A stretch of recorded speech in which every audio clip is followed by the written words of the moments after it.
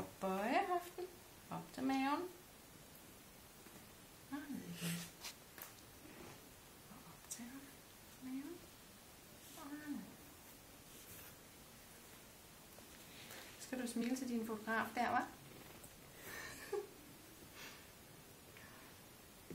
Og det kan vi prøve at gøre 10 gange stille og roligt. Til smertegrænsen, ikke også?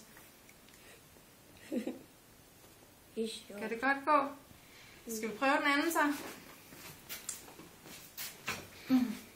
Så kan vi prøve at bøje dit ben, så knæet peger op i loftet, ikke også? Og så prøver du at tage benet ud til siden, stille og roligt.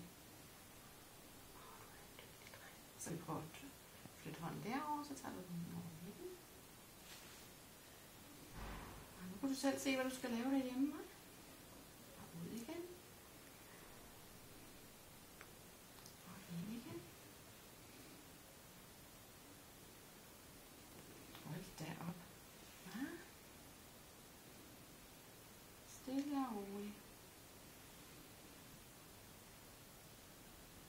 Det her plejer at være det sværeste, Asbjørn, at komme herind.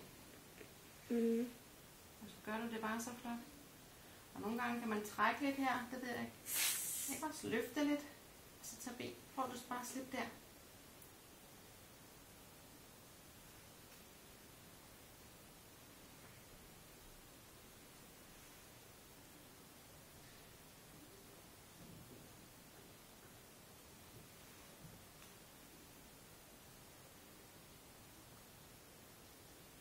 Lidt flottere end første gang, hva'?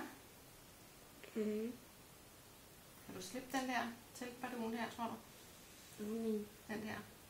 Og mærk. Man har sådan en muskel her. Kan du mærke den? Den der. Kan du slippe den? Og lade den holde ferie? Og så kan vi prøve den der, hvor du skulle strække dit knæ.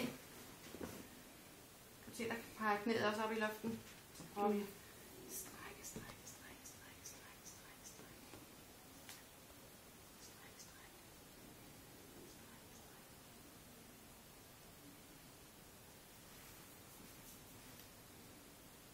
Cirka her til du kan.